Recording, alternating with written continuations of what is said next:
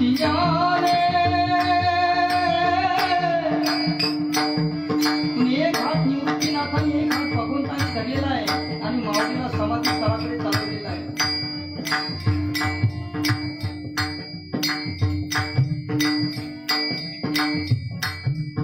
नदीची आमाशा घातली माधवाना. जसा तो मासा पाण्यापासून जर बाजूला गेला तर तेच त्याचं तेच मृत्यू आहे. त्याला पाण्यापासून जीवना वेगळी मासोळी तैसा फुका तळमळली. ज्याप्रमाणे पाण्यापासून जर बाजूला मासा गेला तर माशाला किती त्रास होतो, मासा किती तळमळतो, त्या तशी परिस्थिती प्रत्येकाची झालेली होती. सर्वसामान्य लढती घेतात काय, परंतु ब्रह्मांडाचा चालक मालक मग थोरासारखा रडत आहे. त्यावेळी रुक्मिणी मातेने देवाला प्रश्न केला की असा कोण तो महात्मा आहे की ज्याच्याकरता तुम्ही एवढे आसू घालता.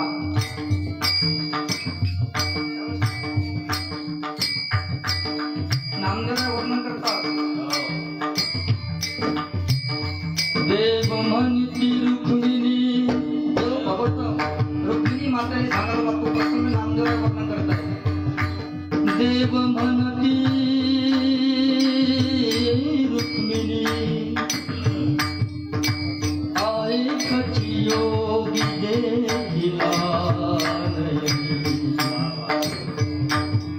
भगवान परमात्मा रुक्मिणी मातेला सांगायला लागले, रुक्मिणी असा योगी परत होणे नाही, असा योगी डोळ्याने परत दिसणार नाही. हा एकच योगी देखिला नाही. हेची ज्ञान संजीवनी जान त्रैलोक्यासी.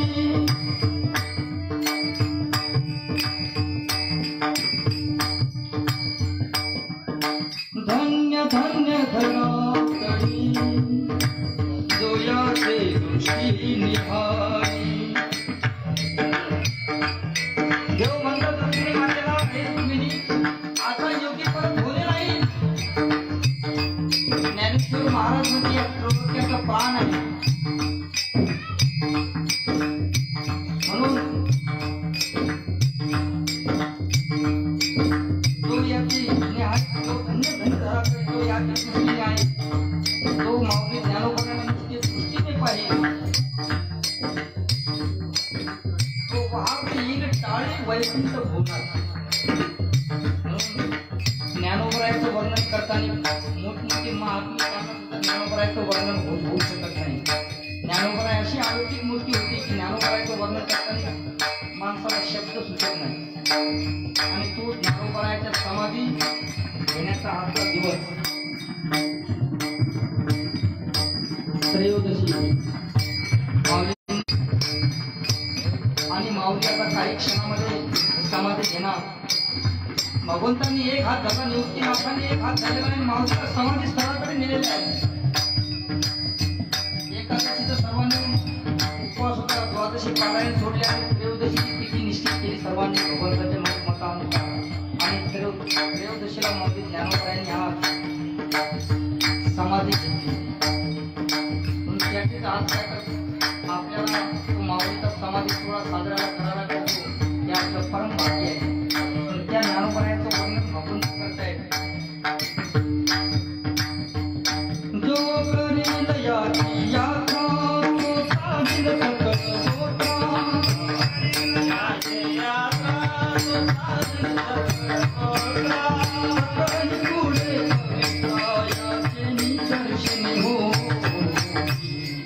अलंकापुरी हे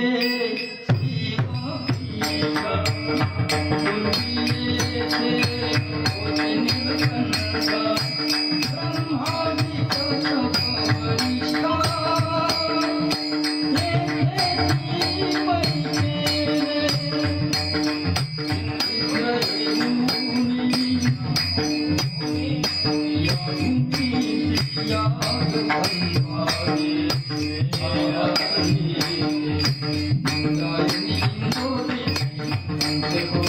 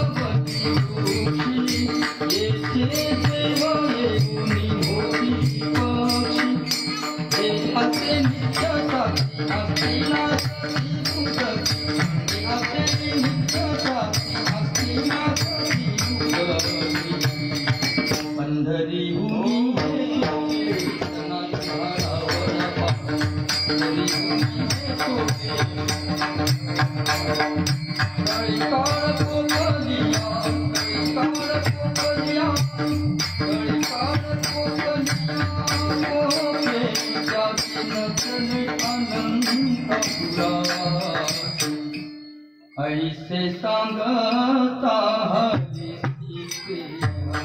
ऐसे सांगता हरी मावों मन